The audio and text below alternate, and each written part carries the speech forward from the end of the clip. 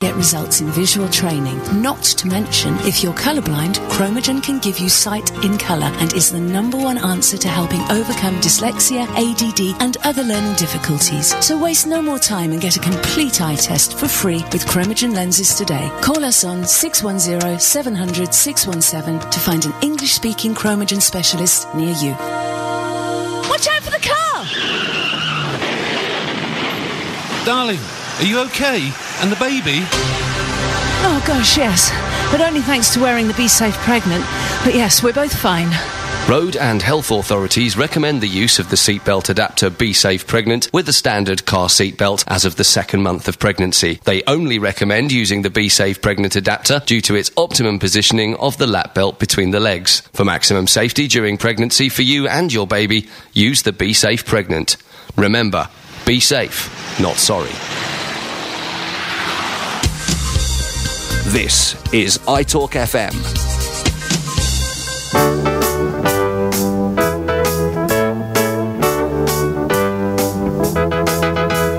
Wouldn't it be nice to get on with me neighbours? Well, it certainly would be. You're very welcome. It's not our Debbie, of course.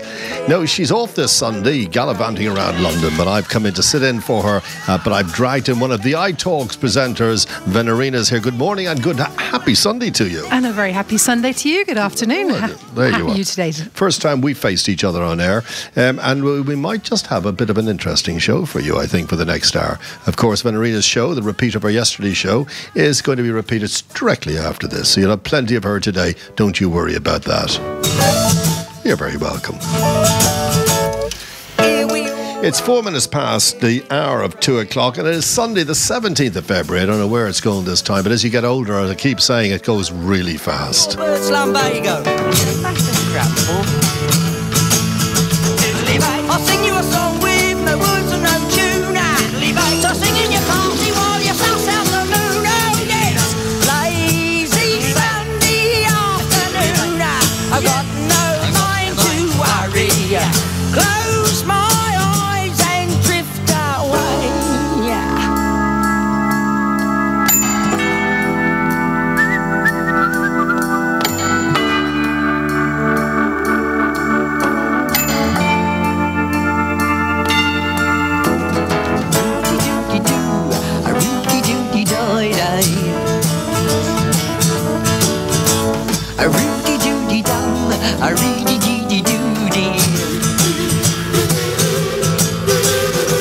There's no one to hear me, there's nothing to say, and no one can stop me from feeling this way. Yeah, lazy Sunday afternoon, I've got no mind to worry. Close my eyes and drift away. Oh, they are. They're drifting away, the small faces there. And delighted to have you with me on Sunday. And, of course, Venerina. What a wonderful name that is. Where's the original? Where does it originate from, that name? Well, it actually comes from the name Venere, which is Italian for Venus, the goddess. And A goddess? Is that the goddess of wine? It's the goddess of love and beauty, I'm afraid, yeah. No wine involved. Okay. Well, you can be in love and drink. Yes, I suppose you could, but I'm a non-drinker. I'm worse than you. I'm a teetotal. Yeah, but I'm not totally teetotal. But I don't take much. I don't participate much. Once in a while, I might. If I'm in that, I need to be in a very, very, very relaxed state of mind to have a drink. I really have to be. It's funny, the other way around, you think if you're under pressure, you'd have a drink. With me, it's the exact opposite. I'm under pressure. I need to work it out and find out why, and not use a prop like a glass of wine or whatever the case may be. You know what I mean? Yeah, no, I don't touch the stuff at all. Now, you didn't know you were coming in today until, oh my God, that must be Vanessa. Good morning, Vanessa. Hey, good afternoon. How are you doing there, boy? Yeah, we're doing fine, Vanessa. Thank you very much. But we don't have much time, my dear, because we have a guest coming. Hello. Hello. Hello. Hello. Hello. Hello. And Bye. Bye. Bye. There you are. Yes. So, where were we? On a lazy Sunday afternoon. On a lazy Sunday afternoon, that's exactly what it is. I hope everybody sits back and enjoys this, but it might be a little tense at times because we're going to bring on a radical Islamic preacher on the show on a Sunday. But why would I pick Sunday and why not tomorrow to do it? Because he's in the headlines today. Absolutely. The headlines reading here, scrounging hate preacher Anjem Choudary has told fanatics to copy him by going on benefits, urging claim the jihad seeker allowance, and they all laughed and thought it was great fun that claiming this allowance. He was caught out on camera, so should we get him on the line? I think we should, yes. I think we should. I'd really like to talk to him as well. Let's put a spell on him, shall Absolutely. we?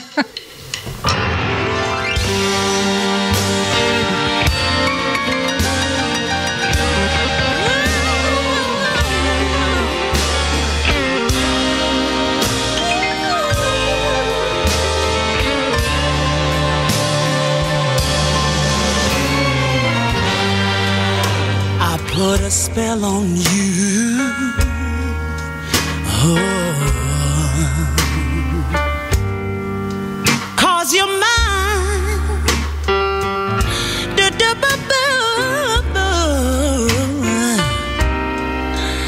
You gotta stop the things you're doing.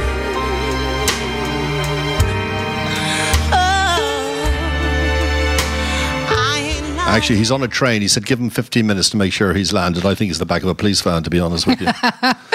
That's where he should be. Sorry. Oh, did I say that? Well, when you hear his argument, he's puts up a pretty good case for his own argument. And you can listen. One of the things about life is I think everybody should listen with open ears, then make judgments. Of course. And not prejudge situations prior to listening to what someone has to say.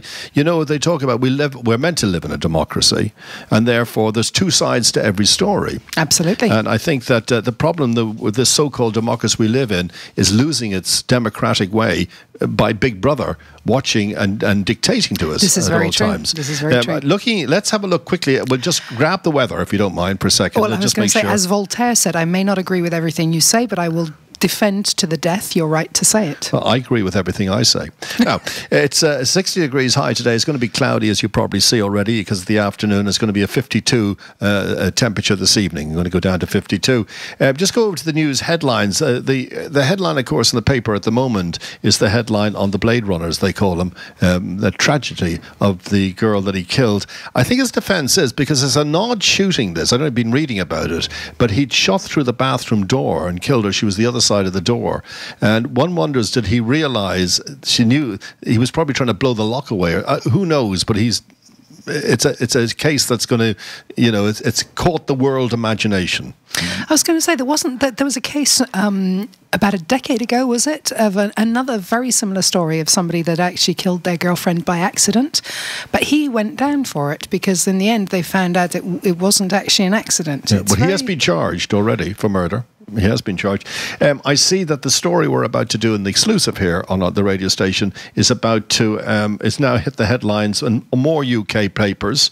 They are claim job seekers allowance that plan holy war. Hate preacher Choudary, who pockets £25,000 a year in benefits, calls fellow fanatics to live off the state. As a new headline, again, in yet another British newspaper. That's two of them carrying that. I don't know how many other newspapers. I suppose all of them are carrying it at this stage. I think they are anyway. I assume they are. Interesting, if you look at stories and ask yourself the question, why stories, that are much more important are dropping down, where headline stories might be about some page 3 girl taking her top off in the club.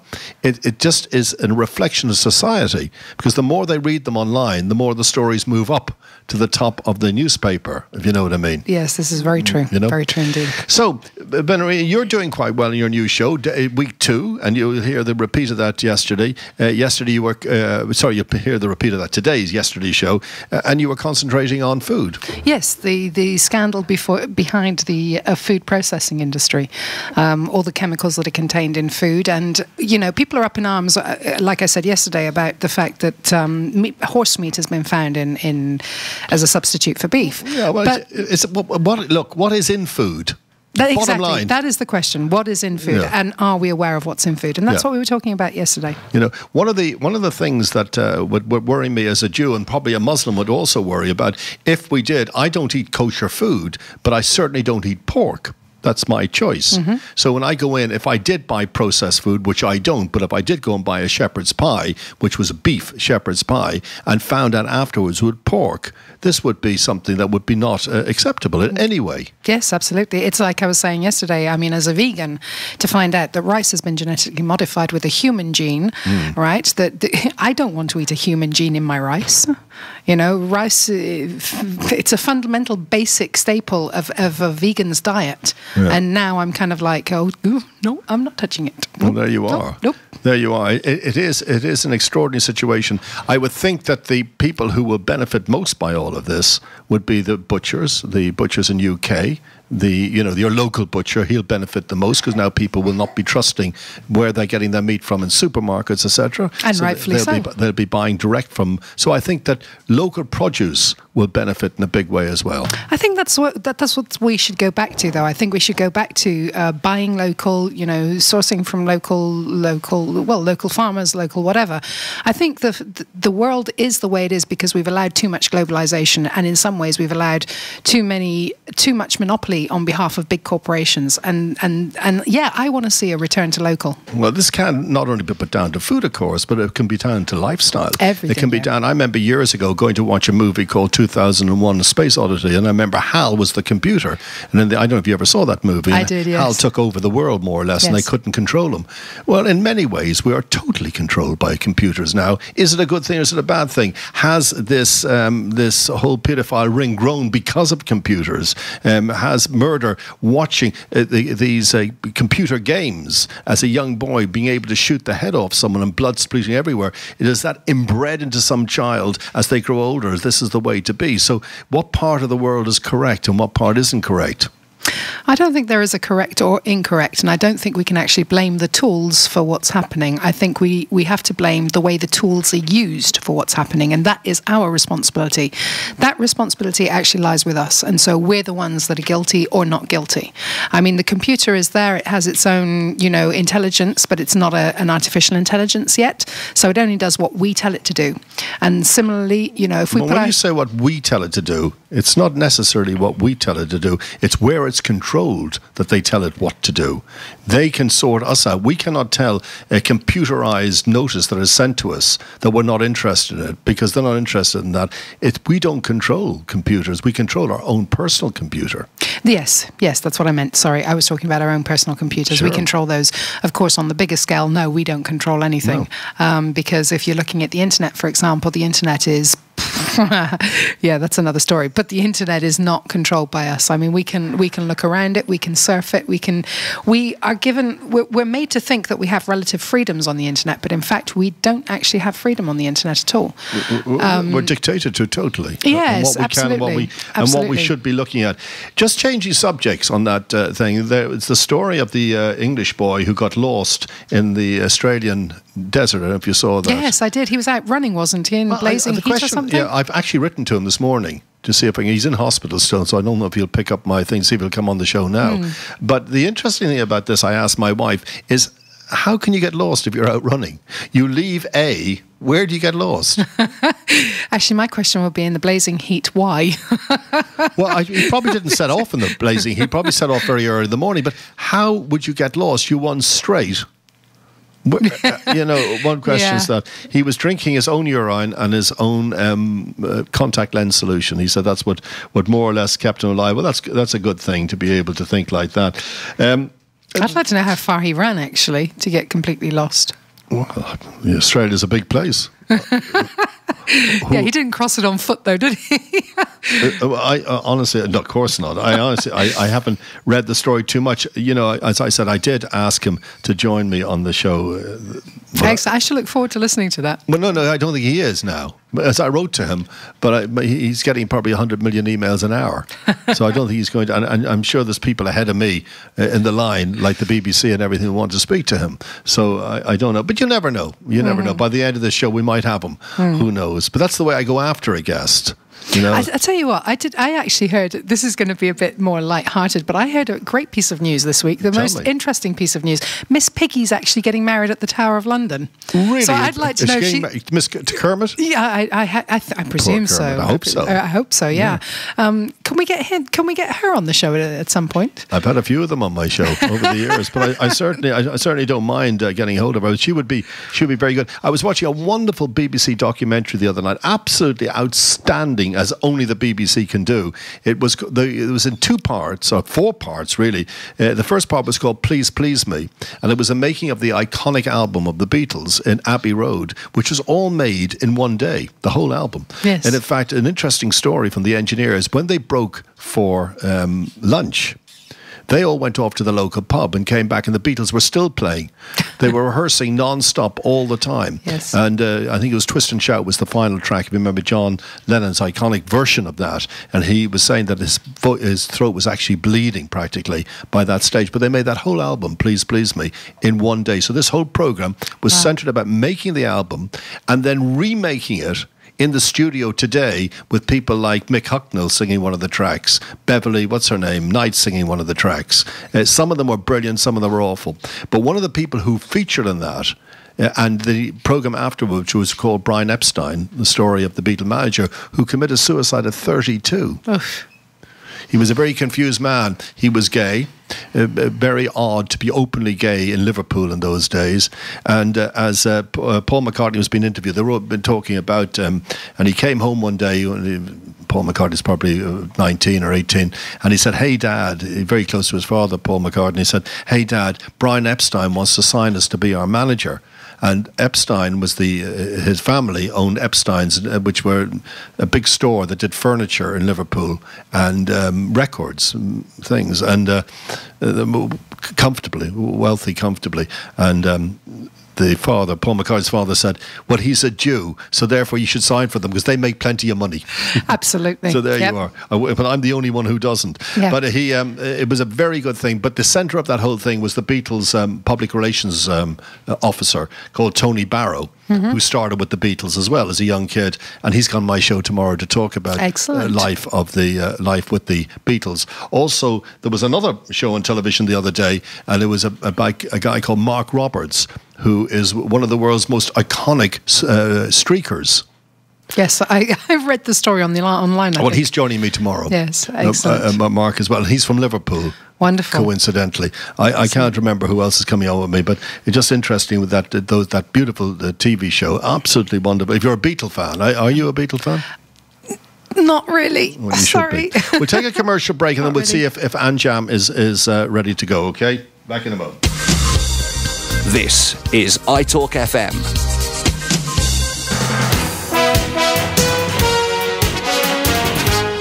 Currencies Direct has been named by the British press as simply the best foreign exchange provider. Have you considered changing to Currencies Direct? Hear what one of our clients had to say. Our bank was going to charge nearly £1,000 plus VAT for the transfer, and the rates were nothing like as good as in the papers. Fortunately, our solicitor recommended using the transfer company Currencies Direct. Did you know Currencies Direct are the only foreign exchange company that have an agreement with one of Spain's largest banks? To save money on your foreign exchange, pensions, monthly payments and bank transfers, give them a call now on 952 906 581.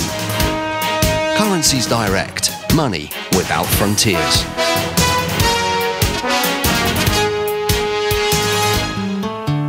Hi, I'm Anika from iMarbella, the most popular online magazine on Costa del Sol, keeping you up to date with social events that are happening in and around Marbella. Visit us at i-marbella.com and be part of Marbella's social life. Darling, that was an amazing wedding. I hope you don't mind me saying, your sister was looking fabulous. But then all brides do, don't they? Hey, your mum. No, that's another story. Go on, tell me honestly, what has she had done? What are you trying to say? Come on, she's looking in great shape. Go on, so tell me. She had nothing done other than being on the Cambridge 800 diet. I could fancy her myself. Oh, behave! behave. Take control of your weight today. So, come on, girls. If you want to look good and get in shape this summer, it's only a phone call away on 952 586 324. That's 952 586 324. So when are you starting on the Cambridge 800? Oh, you cheeky so-and-so. Take control of your weight today. Lose weight and keep it off with Cambridge 800. On 97.1 from Marbella to Gibraltar and online at iTalkFM.com. This is Marbella's talk radio station, iTalkFM. There you are. You're very welcome back. Now, just going back, we want to go back to Venerina's here with me. We're sort of sitting in, if you want, for Debbie. Debbie does radio. Her fans, don't worry about it. She'll be back next week. She's away on a mission. You probably don't know Debbie Arnold. I called her program when I met her first and gave her a program. Debbie does radio, and she is an actress, Debbie, and she does all these soaps, and she's in Coronation Street, so she's probably filming this afternoon because she doesn't get very much notice to get down to the studios, so I was sort of dumped in the deep end very quickly. Excellent. Excellent. I wonder if she's meeting Miss Piggy. I don't know, but we'll make it a mission. I want an invite to the wedding. Get the pig. Yeah, I want to be invited to the wedding. We will. Yes, absolutely great. I mean, I wasn't invited to, of course, the other wedding, Kate and Williams. So, I think that's very off. But I could state if we can get an invite, and I'll go for it for sure. An invite to I think it'll be in St. Paul's. Where do you think it might be? Who, Miss Piggy's? Yeah. No, it's the Tower of London. Wow, that's cool. Apparently it's Tower of London. I wondered if it was the dungeon, actually. Well, a lot of people wanted to send me there many times to the Tower of London. So I think that we should try to get... are you in the mood for Anjem? Oh, yes. There we are. Here we go.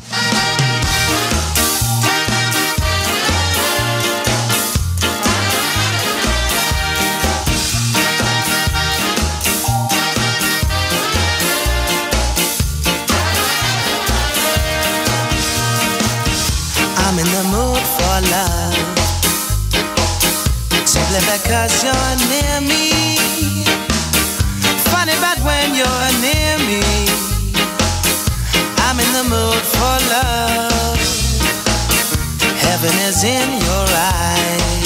Oh, there you are. I'm in the mood. Are we in the mood? Of course we are. Not often I sit in here on Sunday and do a program, as I say. Debbie's away, and I do apologise. I'm here with Venerina is on the show. Now, I'm delighted to bring back a man who's hit the headlines. Yeah, he hits the headlines more than Elvis Presley ever did, or the Beatles. He's on the line right down, and he's not behaving himself. Anjem Choudary. How are you, Anjem? What's up? Yeah, I'm very well, thank you. And thank you once again for having me on your show. Yeah. Now, you've been misbehaving, Anjem. You've been caught with your trousers down today. Well, you know, if you're going to believe everything that the Sun says, then you probably believe that Elvis is in some kind of B-52 bomber living on the moon somewhere. Hey, Anjem, this time they filmed you saying it. Now, how do you deny what they filmed you doing? Actually, no, they filmed certainly some of the lecture, which I delivered, and I deliver loads of lectures, as you probably know. But they've taken the quotes completely out of context, and some of them they've actually fabricated. So, you know, it should not surprise you. That's what we expect nowadays from the tabloids. Yeah, but you could hear some of the quotes, and the thing that's now it's been moving on to other newspapers right now. But the one that they really are hanging on, not the fact that you want the Queen to become follow your way here. Venerina, say hello to Anjem. Venerina. Hello, Anjem. Hi there. Well, he doesn't like women. There you are, Venerina. That's okay. I don't like what I read this morning, so... Well, now, tell me something, Anjem. Claim job seekers allowance and plan holy war. Hate preacher pocketing 25 grand a year. Benefits calls for fanatics to live off the state. Now, this seems to be the crunch of the matter. How true is that or not? Now, come on, Anjem, tell us, because it's on film. You know, Maurice, when I was studying law, I remember... we used to refer to the NHS as the Department of Stealth and Total Obscurity.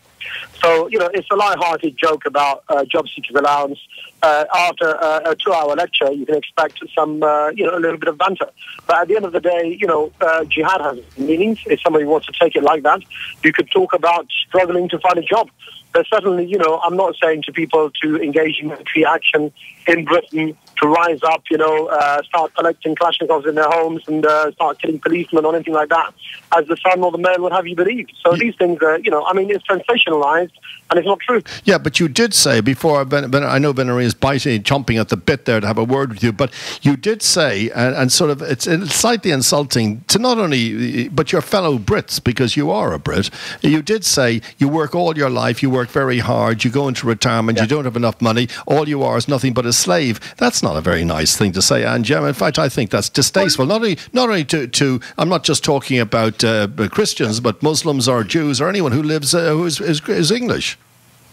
Well, you know what I would say is I think that would have a lot of resonance, actually, with a lot of people. I mean, as a Muslim, even a non-Muslim, living in Britain, our income doesn't meet our everyday living expenses. I've had lots of jobs in my life. I'm not on JSA. And ultimately, the gas, electricity, water bills, the basic needs, cannot be met. And now we find that things like insurance and pension, which people have been paying into the whole of their lives, are not paying off. So what I was doing there was talking about an alternative economic system. I was saying that in Islam, the basic needs of food, clothing and shelter, as I said before in your show, will be free of charge. Things like gas, electricity and water to the basic needs will also be provided. And a lot of these industries which basically waste money, like alcohol, pornography, drugs, gambling, usury, would be allocated. So that's a much better system. So I was saying, yes, I think all of us, are treated like slaves in this country. And, I would just point to you, if you don't mind, Maurice, saying, about a week ago, there's a case of a woman called Kate who was forced to work in Poundland, for nothing. And the Court of Appeal said that's slavery. So, there is a kind of slavery and a kind of slave mentality with which the government are treating us with. Sure. Now, Venerina, as I said, she joined the radio station and does a fantastic show normally on Saturday, has popped into the studio and would like to have a few words with you. Yes. Well, I've read the article and I'm listening to everything you're saying and I'm trying to keep an open mind here. So what I want to ask is, if you're saying that what you said has been completely misconstrued, okay, and that it's been fabricated by the press, why would you particularly be a target for this? Well, you know what happened? The individual concerned obviously had a bit of an attitude, and I think he was supposed to be a Muslim, and he asked a lot of questions, actually. He asked me about suicide bombing, he asked about how he can go to jihad, and he asked a whole range of things. He wanted to be part of the Muslim patrol, and basically, I directed him to some of the lectures talking about the economic system. They found nothing at all, and I think the fact that the Sun newspaper spent so much money on this particular spy, had to bear some fruit. So ultimately, they fabricated something. If you ask the fellow who wrote the article, he hasn't given it to the police because there's nothing there. There's no evidence. It's fabrication. It's taking things out of context. I'm a qualified lawyer, and I can tell you it's complete rubbish. So everything that this article published is complete rubbish. So you didn't say anything that's contained within this article. Most of it is. Most of it. So the Sun is obviously a trashy, rubbishy newspaper which fabricates stories on a regular basis. But I can explain what I said, which I think you'll find is very sane, as opposed to some of the insanity which the Sun would have you believe. Well, actually, if you want to quote me something, I'll let you know what I said. Well, actually, yeah, I think that Maurice and I would like to hear exactly what you said right now, live on iTalk Radio. Sorry, you said that again. Sorry? I said, I think Maurice and I would actually like to hear what you said, exactly word for word what you said here on iTalkFM Radio. Yeah, well, what I can tell you is, I was talking about how someone, when he becomes a Muslim, must declare his Shahada. The Shahada basically is to declare there's nothing worthy of worship or obedience or following except for Allah, and that Muhammad is his messenger and servant, sallallahu alayhi wa sallam.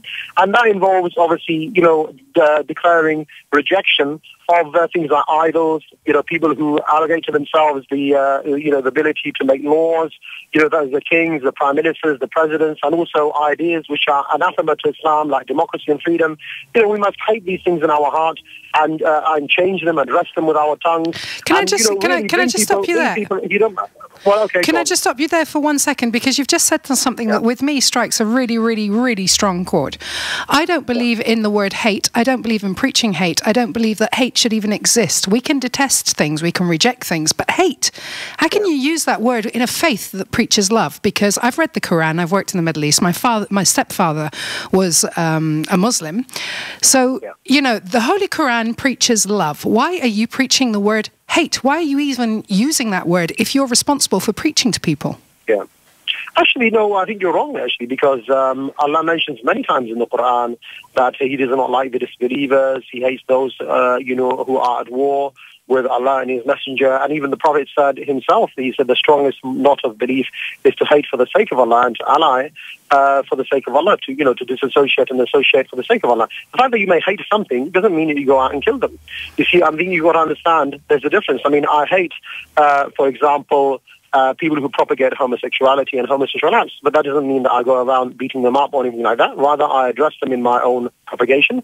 I try to change their views, and the same thing with alcohol and other things. I mean, when you use words, obviously you may use different words, whether you say hatred or animosity or rejection.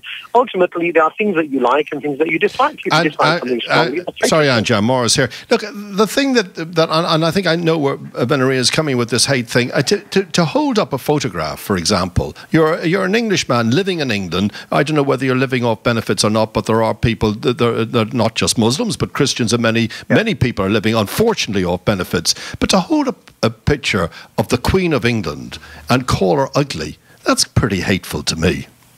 Maurice, this has its context. I was talking about the fact that the government of the Bank of England do not have the reserves which reflect the currency which is in circulation, and therefore, runaway inflation, we have all other problems.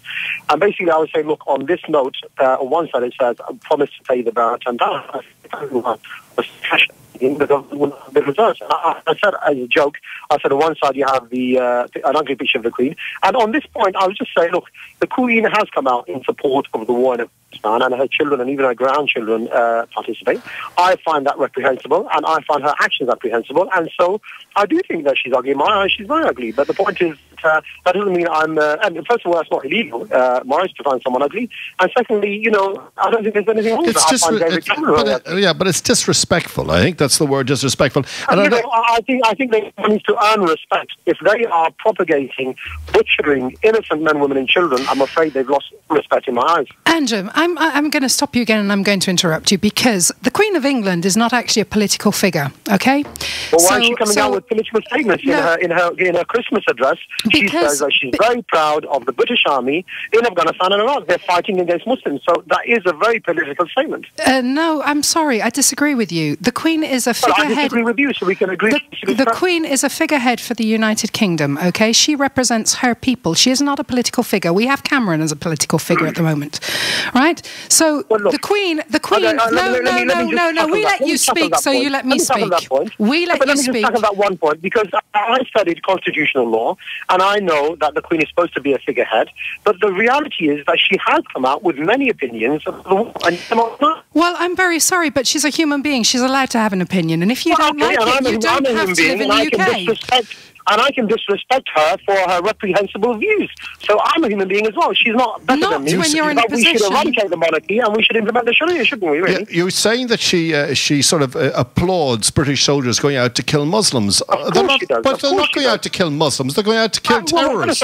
Maurice, as far as I remember, there's no conscription in Britain. You're not forced to go to Afghanistan. You choose to go to Afghanistan. Prince Harry, as we know him, Harry Potter or Dirty Harry, recently said he was very proud to kill Muslims. Now, that's the kind of person who's in the royal family. I don't think that he... Okay, let me say what I think. I don't think Prince Harry ever said he's very proud to kill a Muslim. No, he said he was proud. He said he's proud to kill Muslims. I think, Maurice, you need to check your news. Okay, I will. Hang on a minute, Anjem. Hang on a minute. No, hang on a second, because then this works both ways.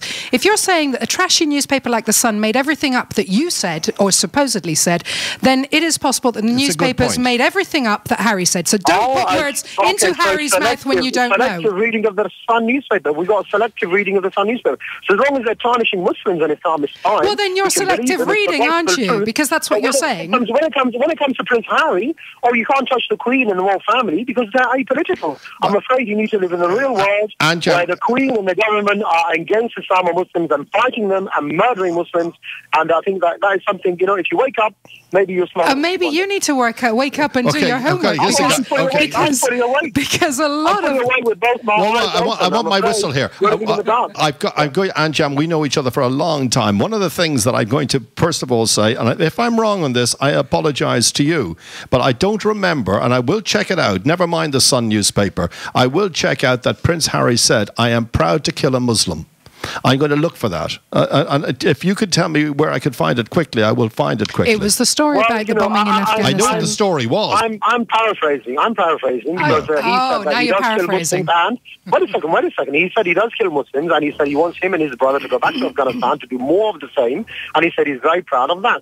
Now, obviously, if you want to read that he's not proud and that he's never killed any Muslims, and in fact he doesn't want to go back to Afghanistan, then fair enough. We can agree to disagree. Okay, but we can always agree to disagree. That's a great thing about democracy that we live in, and we're allowed to do that, thank God. But there are countries... Democracy, Maurice, democracy means saying one thing before the elections and completely ignoring the electoral afterwards. Well, that's a whole different show. That's a fact of life. That's politics for you. We all know that, Anjem. Anjem, one of the things that people, that we do get on quite well, and I respect of some things that you say, and you respect nothing that I say. But I must say this, we've got a caller coming in right now. We'll just take this call. It's another one of our presenters on the line. Good morning, Pippa. Hello, Pippa. Are you there? Hello. Oh, I haven't got you there, Pippa. I'm sorry. I thought we had you. Maybe come in on the phone, Pippa. Sorry about that. I thought we had you. There's something wrong with our Skyping, and I don't know what it is. Pippa, can you hear me? Hello. Let me try this. Hello, Pippa. Can you hear me? Hello, Pippa. Can you hear me? No. Hi, Maurice. Hi. We got you there. Okay. There she is. Okay, you're there. Yes. Yeah. Just to clarify that point, actually, Prince Harry, in defence of Anjem, Prince Harry actually he didn't say he was proud to kill a Muslim. He said sometimes it's necessary to kill Muslims in defence of what we're fighting for. Words to that effect. Words to that effect, but I was quite shocked when he came out of Afghanistan and the way he spoke about serving there. I'm completely with Anjem on this. Okay. I think it's a disgrace. Anjem and all of you, I must say that of course everybody was very shocked. I'm sure the British Army were shocked by what he said, but I am almost sure he didn't say he killed a Muslim. He said sometimes it's necessary to kill. He didn't say a Muslim. He said sometimes it's necessary to take a life to save lives. That's different, see, because that's not discriminative. He certainly came out as very patriotic and but it's not racist. upholding what essentially is another illegal war in the Middle East by the West. Well, there you go. That's your point of view. Thanks, Pippa. Okay, Anjem, there you heard Pippa's point of view, and of course, everybody has a point of view. Thank God, Anjem, one thing, that we don't leave the studio today and get arrested or shot. Well, that's absolutely correct. But, sadly, the world in which we live, Maurice, as you know, is full of corruption, in the East and the West. I'm not saying... I don't deny that. I'm not saying that I'm rising up, physically against the British government under which I live. I propagate Islam peacefully, as you well know, but that doesn't mean that I remain silent about the oppression that I see around the world, and I think that we need to have it... Nothing wrong with that, Anjem, nothing wrong with that. Anjem, nothing wrong with that. We've always agreed on that very point. What the points that worry me is in this article again. I'd just like to bring you over this one point here. You had a crowd there yesterday. You were saying this is what the paper said. You gloated that 9/11 terrorist attacks shook the enemy and claimed white supremacists wished they had the fortitude to fly planes into buildings. You went on to proclaim you must hate in your heart Cameron, Obama and all they worship. Is that true? Well, look, on the 2 points, I said that there are certain events which happen in the world, like 9/11 and other events, do shake people's beliefs and they reflect upon the purpose of life. And 9/11 was one of them. Whether we agree or we don't agree with it, that is a fact of life. And what I said about Obama and Cameron, I said that they do play God and they make laws and we need to reject them. But I never said for one moment that Muslims should kill them or that we should rise up here physically. So, I mean, they have context. I can't go through the whole 2 or 3 hours of the lecture, but what I do, I urge people to try to get a hold of all of it. And I think you'll find that, it's been blown out of proportion. Anjem, I'm going to go back to Venerina again, just in case you want to ask another question. Anjem, the question is always asked to you, and especially when I come off air after we have a chat, is that if you don't like the leaders of the country that you live in, why choose to live there? Go live in a country that you will agree with what the leaders say. Now, this is a question I'm not putting to you. It's a general question. I'm sure it comes up to you all the time. Well, I was born in Britain. I've lived here all of my life. I didn't come to Britain. And I'm 46 years old now. And, rather than go anywhere else, I think what I can do, I can change the situation and establish the Islamic State here. There's no Islamic State in the world today. So maybe I'll move there. But So, are you there? He's on a mobile phone. That's what we have to say. We might have just lost you there. We might have just lost you. Hold on a minute. Just let me see. Are you there, Anjem?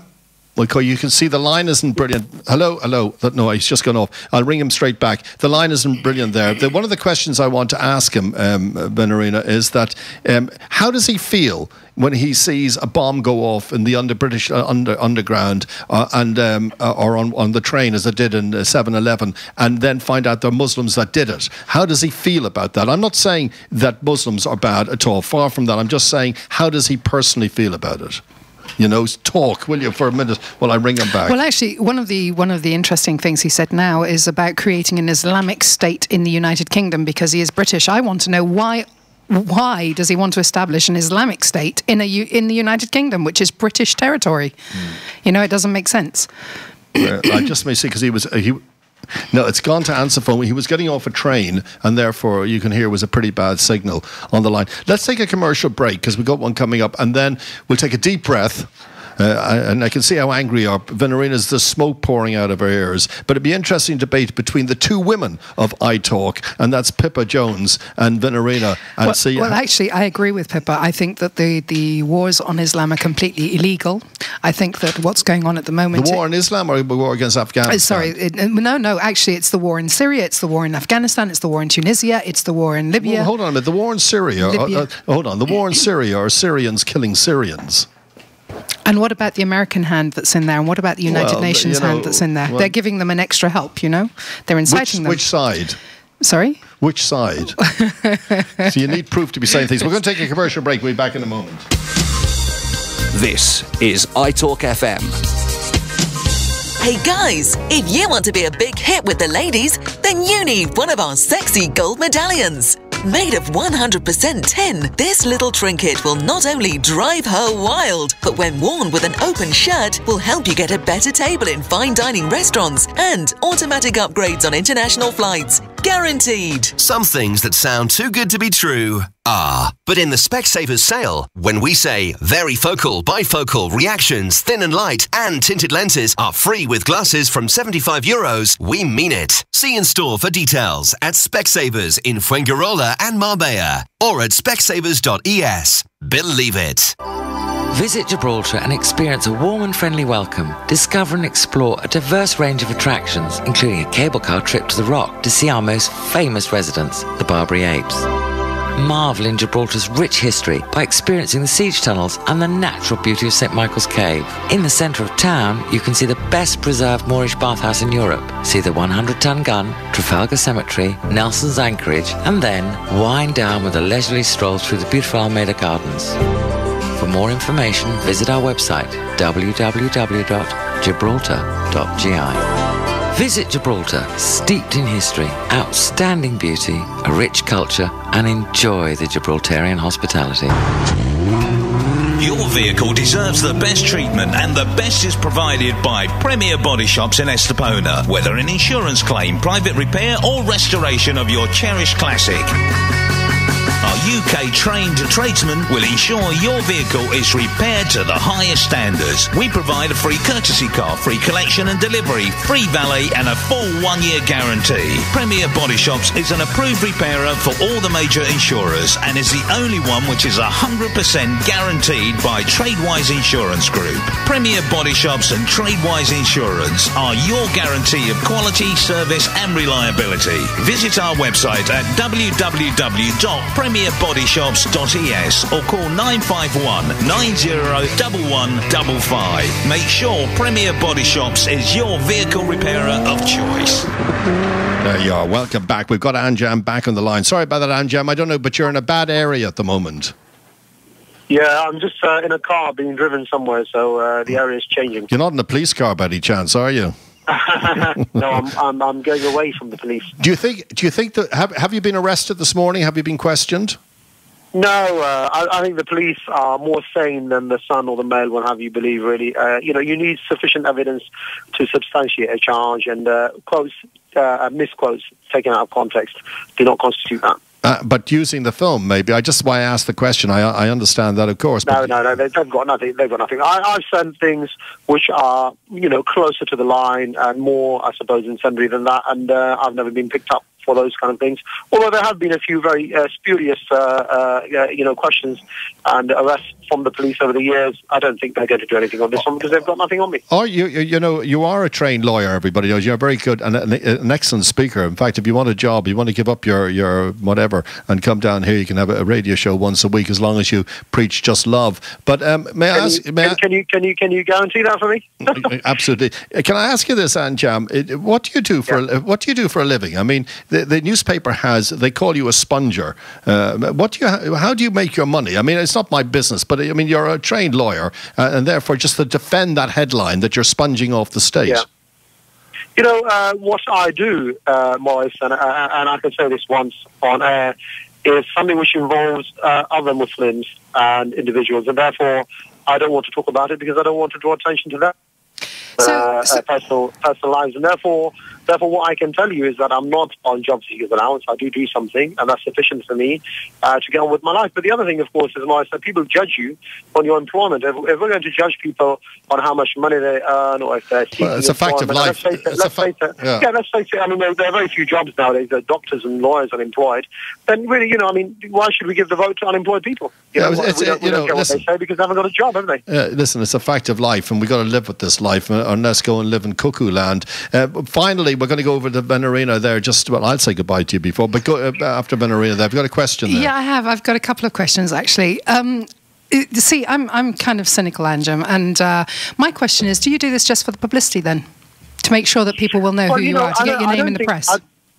Well, it's not about my name because I don't think they call me a good person. I'm into the infamy business as opposed to the fame. So, I do it in order to publicise my belief, which is the ideology of Islam. Certainly, I think that we need to do that as much as possible, and I do that for the sake of God, the reward in this life and then the hereafter. I don't think there's anything wrong with gaining publicity for the truth.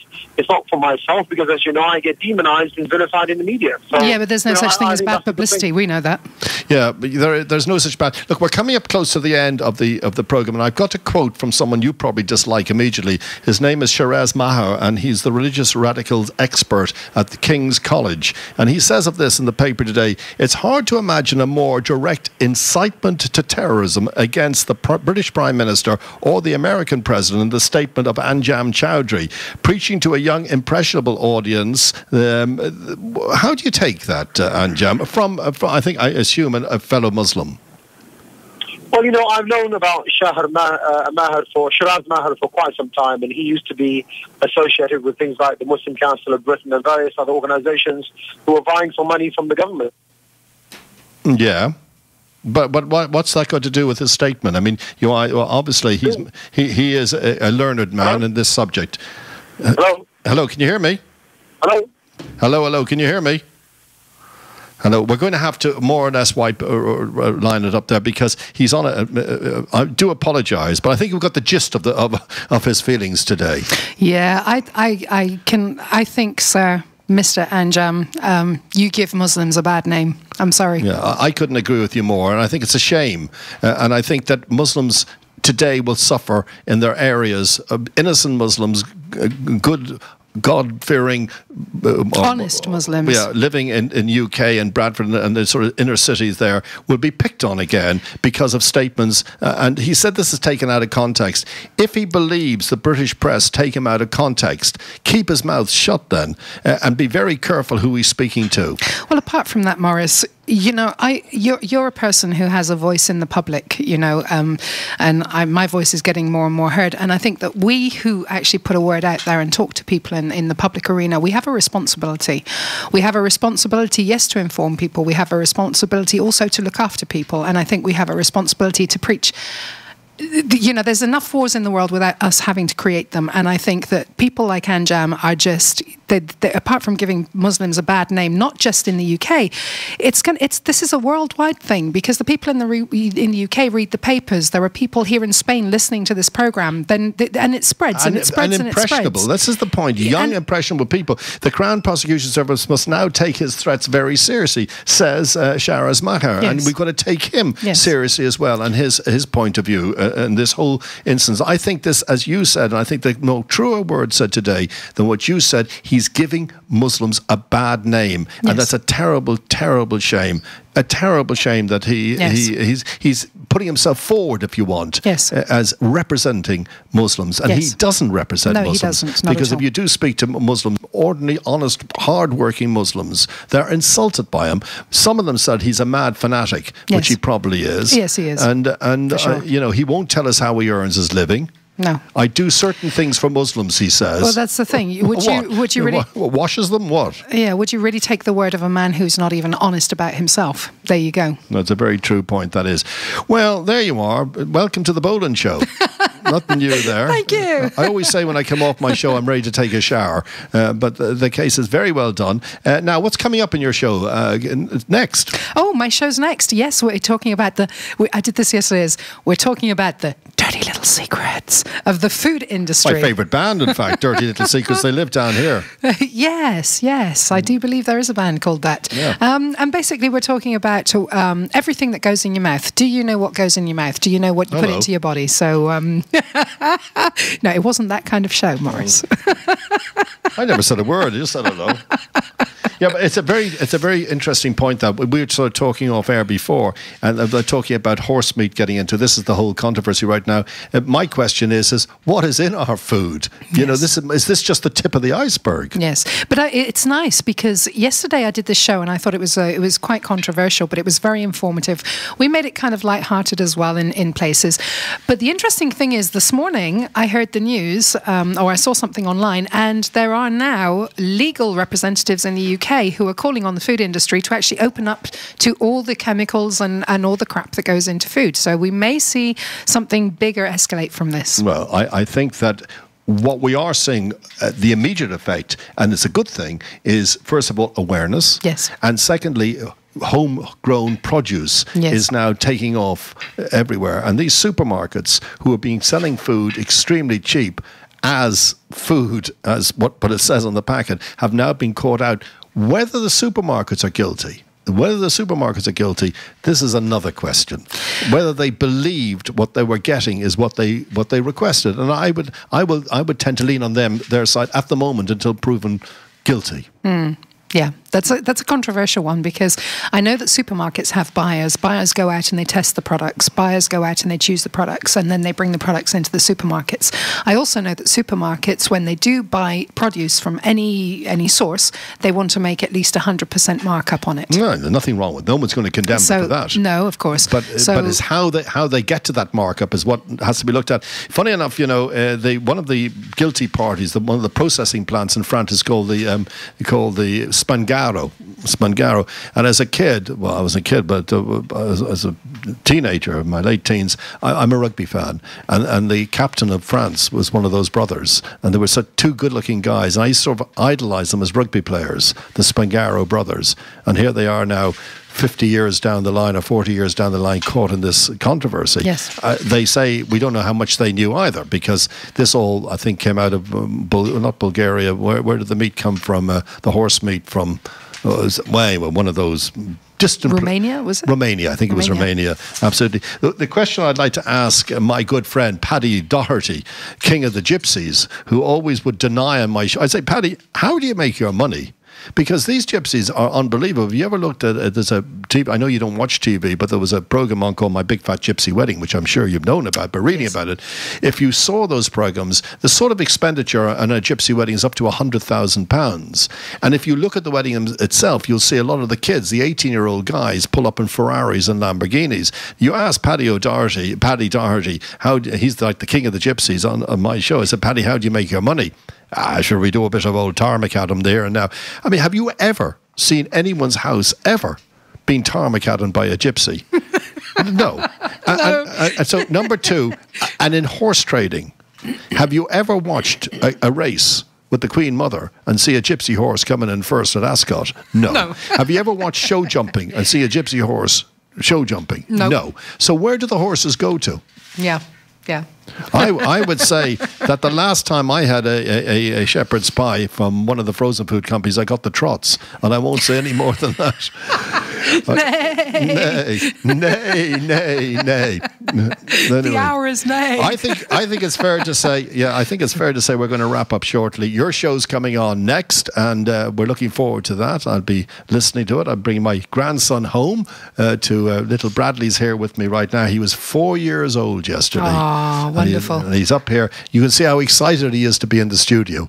Bored out of his life. Go and say, Grandpa, when are we going home? When are we going? Bradley, do you want to say hello on the microphone? Come here and say hello to everybody. He did earlier. Yeah, he's very good at that. Come here, Brad. No. There you go. He's not like his grandpa. He hates getting photographed, absolutely hates it, and doesn't like talking on the microphone. So I'll be back with you, all being well, tomorrow morning at 10 o'clock when my guests are Mark the streaker. Also on my show tomorrow is a story that's in the English press down here about the couple whose home was demolished by the Ayuntamiento. They're in Costa Blanca. Their home is a beautiful home, £250,000 home, because they were told, although they had permission from the local Ayuntamiento and all the permissions to build that house, it was deemed illegal afterwards. There's a great controversy. They bulldozed the house down, and the headline said that they'd been insulted by being given £30,000. You can see it in the Olive Press, £30,000 compensation. In fact, the story is not right, as far as I can understand, after speaking to them yesterday. The £30,000 compensation was they were being compensated because of a mistake the court made. It wasn't compensation for their house. So we will find out more, because they're on my show exclusively tomorrow morning speaking to me. Tony Barrow, who is an iconic figure in Liverpool, who was the press officer for many people, including, of course, the amazing story he has with the Beatles, which was shown on BBC yesterday. I'm trying to think who else is coming on my show tomorrow, but I have the 4 guests already, which is unusual at this time of day to have them all in bed at the moment, as long as none of them cancel. So I'll see you at 10 o'clock tomorrow. We were sort of grooving today, weren't we? Absolutely. What sort of music do you like? I never asked you. You've got a nice choice of music. Well, I don't know why, but I was kind of thinking something on the lines of Creedence Clearwater Revival. What was the name of their big song, Creedence? Proud Mary. Proud Mary, I love that. And who had another hit with that? This is Tina Turner. Wow, this is like a quiz. And who was Tina Turner married to? Ike. Oh, yeah. And why River Deep Mountain High. There you go. That's a great song to finish with. And what was the name of her backing group? The 3 girls. Oh, you got me there. The Ikettes. Oh, that's what they were called. The Ikettes. But I just thought it was quite a groovy day, so I thought we'd go out with a groovy song. Here we are. It's called Grooving on a Sunday. And I'll see you all on Monday. Coming up next is the lovely Venerina. Called the show is We the People. Absolutely. Grooving on a Sunday afternoon.